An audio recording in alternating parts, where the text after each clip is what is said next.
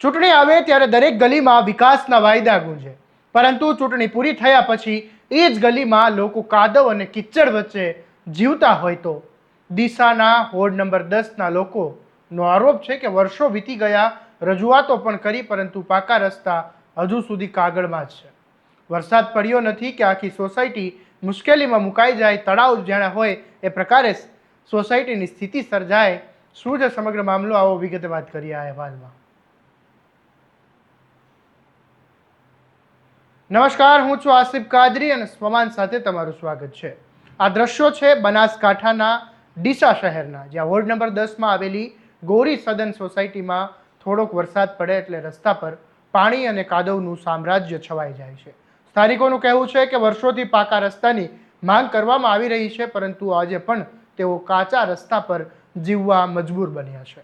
વરસાદી પાણી ભરાઈ જતા બાળકો, વૃદ્ધો અને મહિલાઓને બહાર નીકળવું મુશ્કેલ બની જાય છે. રહીશોનો આરોપ છે કે ચૂંટણી સમયે વિસ્તારના વિકાસ, પાકા રસ્તા અને મૂળભૂત સુવિધાઓના મોટા મોટા વાયદા કરવામાં આવ્યા, પરંતુ ચૂંટણી પૂર્ણ થતાં જ કોઈ ચૂંટાયેલો પ્રતિનિધિ આ વિસ્તારની સમસ્યા જોવા પણ ન આવ્યો.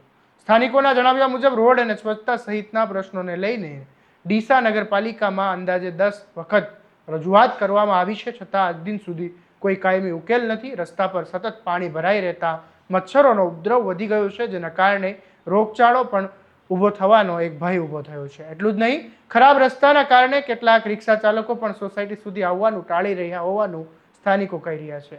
રહીશોએ કહ્યું છે કે જો હવે માત્ર આશ્વાસન નહીં, પરંતુ કામગીરી કરવામાં આવે, કારણ કે જો આગામી દિવસોમાં વધુ વરસાદ પડશે તો સ્થિતિ વધુ ગંભીર બની શકે છે અને અકસ્માતનું જોખમ પણ વધી શકે છે. ત્યારે આ મામલે સ્થાનિક ભરતભાઈએ શું કહ્યું એ પણ સાંભળી લો. આ સાહેબ પાણીની જે તકલીફ છે વર્ષોથી અહીંયા આગળથી કોઈ આવી નથી શકતું. રિક્ષા કરવી હોય તો રિક્ષાવાળો ના પાડે. પછી સ્કૂલમાં છોકરા ભણવા જાય સાયકલ લઈને, એ કેવી રીતે સ્કૂલમાં જાય? રોડનો પ્રશ્ન તો મોટો છે, પણ આટલું થાય. પણ અમારે શું છે, હવે સરકારી જે આ નેતા જે થશે ને ઇલેક્શન, એટલે અમારે આખો રોડની સમસ્યા દૂર કરવા માટે આપણે આ નેતા બી આપણા MLA છે, આપણે ડીસાના છે, માળી સાહેબ, એમને ખાતું મળ્યું છે, એમને બી રજૂઆત કરીશું. પણ શરૂઆતમાં અમારે આટલી તકલીફ દૂર થઈ જાય ને એ મહત્વનું છે. રોડની સમસ્યા કેટલા વર્ષો જૂની છે? બહુ જૂની છે. આ તો અમે રહેવા આવ્યા 8 વર્ષથી અમે રહેવા આવ્યા છીએ, ત્યારથી આ તકલીફ છે.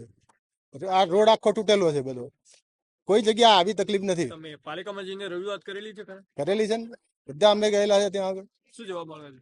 બસ કે અમે કરીએ એ લોકો એમ કહે છે કે અમે કરી નાખીશું, પણ પછી આ થતું નથી, એનું નિરાકરણ આવતું નથી. શરૂઆત કરીએ, હા પાડે, પણ થતું નથી.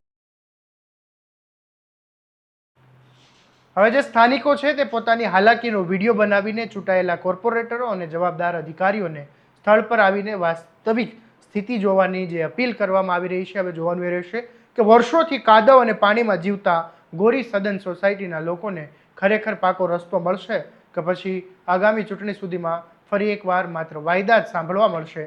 ત્યારે આ મામલે તમારું શું કહેવું છે અમને કોમેન્ટમાં જરૂરથી જણાવજો. અને આવા જ દરેક અપડેટ માટે તમારા સ્વમાનને લાઇક, શેર અને સબસ્ક્રાઇબ કરવાનું ભૂલતા નહીં. નમસ્કાર.